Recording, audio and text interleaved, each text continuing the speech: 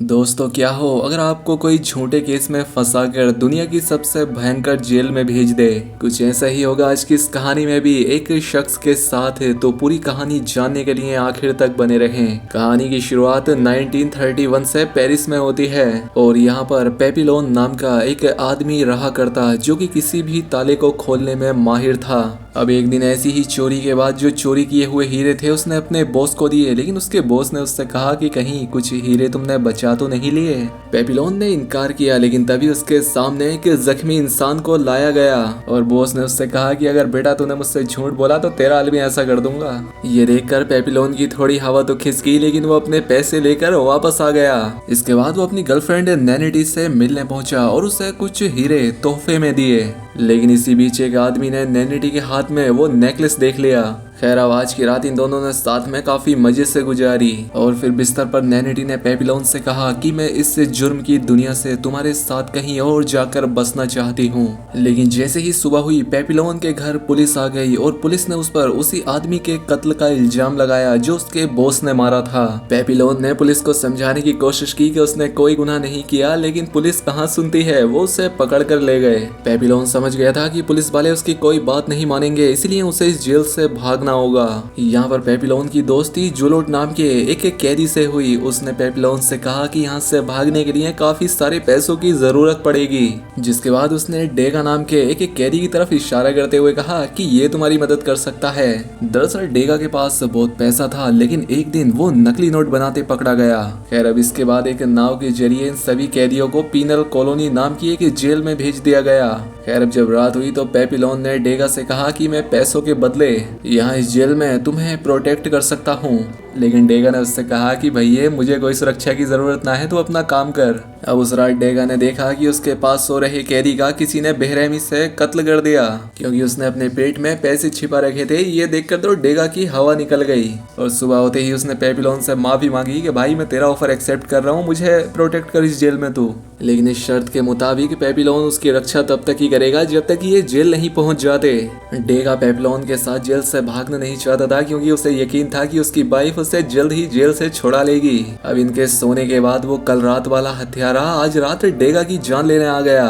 वो डेगा को मारने ही वाला था कि तभी पेपिलोन ने आकर उसकी जान बचा ली। उसने हत्यारे की भयंकर पिटाई कर दी, लेकिन जल्द ही ऑफिसर को इस बारे में पता लग गया, इसलिए ऑफिसर्स ने उसे कड़ी सजा दी। लेकिन पेपिलोन को इस बात की खुशी थी कि जो आदमी उसे पैसे देगा वो एकदम सही सलामत है। खैर अब अगली सुबह ये लोग अपनी उस जेल तक पहुंच गए, लेकिन यहाँ पर जूनेट ने अपने आप को जानबूझकर जख्मी कर लिया ताकि उसे मेडिकल ले जाया जाए, जिससे ये वहां से भाग सके, क्योंकि वहां पर पहरा सबसे कम होता है। खैर अब इसके बाद पेपिलोन और बाकी कैदियों को इस नई जेल के अंदर लाया गया, जहाँ पर अंदर पहले से ही कई सारे डेंजरास्टिक कैदियों को रखा गया था और यहाँ का नया वार्डन भी काफी खतरनाक था। उसने सभी नए कैदियों को बताया कि यहाँ से भागना नामुमकिन है, तो कोई भी कोशिश ना करे ऐसी, क्योंकि तुम्हारे लिए यही सबसे अच्छा रहेगा, क्योंकि अगर यहाँ से किसी ने भागने की कोशिश की तो उसे 2 साल की कालाबानी की सजा हो जाएगी। फिर भी दूसरी बार भागे तो 3 साल और बढ़ जाएंगे। लेकिन फिर भी अगर किसी ने तीसरी बार कोशिश की तो उसे डेविल आइलैंड नाम की एक जगह पर भेज दिया जाएगा, जहाँ पर समझो अगर कोई भी गया तो वो पागल हो जाता है, और अगर किसी ने वहाँ कत्ल कर दिया तो उसका सर ही धड़ से अलग कर दिया जाएगा। खैर अब इस नई जेल में इन लोगों को पत्थर उठाने का काम मिला और कुछ दिनों के बाद पेपिलोन की मुलाकात एक नाव वाले से हुई, तो पेपिलोन ने उसे नाव के बदले बहुत सारा पैसा देने का वादा किया और इसके लिए वो मान भी गया। उसने अगली रात पेपिलोन को किनारे पर मिलने के लिए कहा, लेकिन इस दौरान एक खूंखार कैदी को उनके इस प्लान की खबर लग गई और उसने डेगा पर हमला कर दिया। लेकिन इस बार भी पेपिलोन ने उस खूंखार कैदी की बैंड बजाकर डेगा की जान बचा ली। ये देखकर डेगा को भी एहसास हो गया कि पेपिलोन के बिना तो वो यहाँ एक दिन भी जिंदा नहीं रह सकता।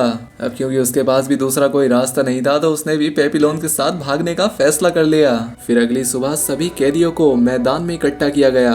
असल में जूलियट ने यहाँ से भागने के चक्कर में 2 गार्ड्स की हत्या कर डाली, इसलिए अगले कुछ ही पल में उसका सर धड़ से अलग करके उसे मार दिया गया। अब इसे देख के तो मानो भाई साहब यहाँ के सभी कैदियों की हालत पतली हो गई। इसके बाद वार्डन ने पेपिलोन और डेगा को जूलियट की लाश शमशान में ले जाने का हुक्म दिया, लेकिन रास्ते में डेगा उल्टियां करने लगा, क्योंकि आज से पहले उसने कभी कोई लाश ही नहीं देखी थी। पेपिलोन ने भी उसे समझाने की कोशिश की लेकिन कोई असर नहीं हुआ। तभी एक गार्ड ने आकर डेगा से उस लाश को उठाने के लिए कहा, लेकिन जब डेगा नहीं माना तो वो इस पर कोड़े बरसाने लगे। अब अपने दोस्त की जान बचाने के लिए पेपिलोन ने पास में पड़ा एक पत्थर उठाकर गार्ड के सर पर दे मारा, जिसके बाद वो तो यहाँ से भाग निकला लेकिन डेगा बेचारा डर के मारे हिल भी ना सका। खैर अब रात हो गई थी और पेपिलोन यहाँ रात में नदी किनारे उस नाव वाले से मिलने आया। जब पेपिलोन ने उससे नाव मांगी तो वो जोर जोर से हंसने लगा। तभी पेपिलोन को रियलाइज हुआ कि उसे चारों तरफ से गार्ड्स ने घेर लिया है और यहाँ पर इस बात का भी खुलासा हुआ कि ये बोट वाला आदमी ही वार्डन को यहाँ से भागने वालों की जानकारी दिया करता था और इसके बदले में उसे अच्छे खासे पैसे भी मिलते थे। खैर अब जल्द ही पेपिलोन को वापस जेल में लाया गया। यहाँ पर वार्डन ने उसे बताया कि जिस गार्ड के सर पे तुमने पत्थर मारा था वो जिंदा बच गया, तो इसीलिए तुम्हें मौत की सजा तो नहीं होगी, लेकिन फिर भी भागने के जुर्म में अब तुम्हें दूसरे टापू पर काला पानी भेजा जाएगा।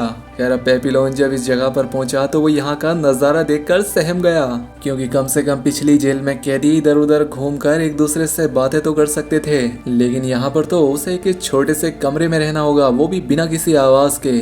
यहाँ तक कि यहाँ पर तो खुद से भी बात करना एक गुनाह था और खाने के नाम पर उसे एक घटिया सा सूप मिलता था। लेकिन एक दिन उसे खाने में नारियल मिला जिसके अंदर एक कागज का टुकड़ा था जिस पर लिखा था कि आज से उसे हर रोज नारियल मिलेंगे खाने में। पेपिलोन समझ गया कि ये जरूर डेगा की तरफ से है। अब इस तरह से कई हफ्ते बीत गए, लेकिन अब वार्डन को भी इस बारे में खबर लग गई थी और गुस्से में उसने उस गार्ड को ही उड़ा दिया जो पेपिलोन को खाना देने जाता था। इसके बाद उसने पेपिलोन से पूछा, बताओ इसके पीछे किसका हाथ है, लेकिन पेपिलोन ने उसे कोई जवाब नहीं दिया। तब वार्डन गुस्सा हो गया और कहा कि अब से तुम्हें आधा कटोरा सूप मिलेगा। अब इस तरह से 1 महीना बीत गया और खाने की कमी की वजह से पेपिलोन काफी दुबला पतला हो गया। अब एक दिन वार्डन उसके लिए लजीज खाना लेकर आया और उससे उस नारियल भेजने वाले का नाम पूछा, लेकिन इस बार भी पेपिलोन ने कोई मुंह नहीं खोला, जिस पर गुस्से में आकर वार्डन ने उसे बाकी की सजाए के अंधेरे कमरे में काटने का हुक्म दिया। अब तो मानो पेपिलोन की हालत और भी खराब हो गई, ना उसे अच्छा खाना मिलता और ना किसी से बात करने, और अब तो अंधेरे की वजह से उसे आसपास तक की चीजें भी नजर नहीं आती थीं। अब अकेलेपन और भूख की वजह से उसका दिमागी संतुलन खराब होने लगा। वो इतना कमजोर हो गया कि वो हिल भी नहीं पा रहा था, इसीलिए उसे हॉस्पिटल ले जाया गया। और अब इत्तेफाकन डेगा भी उसी जेल में काम करने लगा था और पिछले 1 साल में उसने वार्डन का भरोसा बड़े अच्छे से जीत लिया था। अब एक दिन डेगा पेपिलोन से मिलने के लिए आया, तब उसे पता लगा कि पेपिलोन तो सिर्फ पागल होने का नाटक कर रहा था। जिसके बाद ये दोबारा से जेल से भागने का प्लान बनाने लगे, लेकिन इस बार इन्होंने 2 और कैदियों की मदद लेने के बारे में सोचा। पेपिलोन सीलियर नाम के एक कैदी से मिला जो कि काफी लंबा चौड़ा था, और डेगा ने चुना मैचुरेट को, जिसे कि अक्सर सब परेशान करते थे। अब डेगा ने अपने सारे पैसे सीलियर को दिए, जिससे उसने एक नाव खरीदी।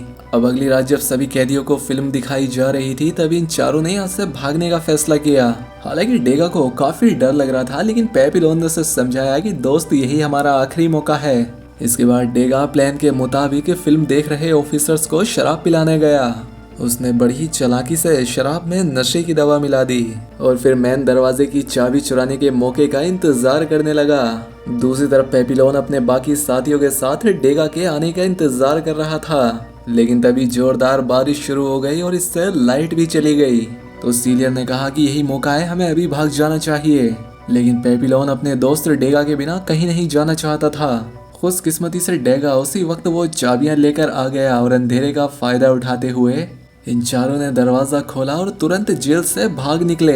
लेकिन भागते हुए आगे रास्ता खत्म हो गया और नीचे जाने के लिए उन्हें नदी में कूदना था। पेपिलोन और वो बाकी 2 लोग तो नीचे कूद गए, लेकिन अब जैसे ही डेगा नीचे कूदने लगा तभी लाइट आ गई। इससे डेगा घबराहट के मारे तेजी से नीचे आ गिरा। अब इससे वो चल भी नहीं पा रहा था, तो सीलियर ने कहा कि डेगा को यही छोड़ना पड़ेगा। लेकिन पेपिलोन अब भी नहीं माना। उसने मैचोरेट के साथ मिलकर जख्मी डेगा को सहारा दिया। आगे बढ़ते हुए ये लोग एक किनारे तक पहुंच गए, जहां पर एक नाव उनके लिए तैयार खड़ी थी। ये चारों बिना वक्त गवाए उस नाव में बैठकर अंधेरे समंदर में आगे बढ़ने लगे। कुछ घंटों बाद जब दिन निकल आया तो सीलियर को अंदाजा हुआ कि वो अभी ज्यादा दूर तक नहीं भाग पाए हैं। इन लोगों ने यहाँ पर हिसाब लगाया कि ये नाव छोटी है और 4 लोगों का वजन भी नहीं सह सकती, और साथ ही एक बड़ा तूफान तेजी से इनकी ओर बढ़ने लगा। अब इनके पास वक्त बहुत कम था, तो सीलियर ने अपनी ताकत के दम पर मैचोरेट को समंदर में ढकेल दिया। जिसके बाद उसने डेगा पर हमला करना चाहा, लेकिन पेपिलोन उसके बीच में आ गया, जिससे ये दोनों आपस में लड़ने लगे। सीलियर पेपिलोन से काफी तगड़ा था और वो उससे मारने ही वाला था कि आखिरी वक्त में डेगा ने उसकी पीठ में छुरा घोंपकर उसकी जान ले ली। जिसके बाद इन दोनों ने मिलकर सीलियर को नाव से बाहर फेंक दिया और मेचोरेट को वापस ऊपर खींच लिया। लेकिन कुछ ही देर में वो तूफान की चपेट में आ गए और चारों तरफ अंधेरा छा गया। और जब उनकी आंख खुली तो वो एक टापू पर थे। दरअसल टापू के लोगों ने इन्हें समंदर में बहता हुआ देखा था और इसलिए उन्होंने इनकी जान बचा ली। तभी एक नन ने पेपिलोन को आकर बताया कि ये आइलैंड कोलंबिया में है। जिसके बाद पेपिलोन ने डेगा से कहा कि हमें जल्द से जल्द यहाँ से निकलना चाहिए।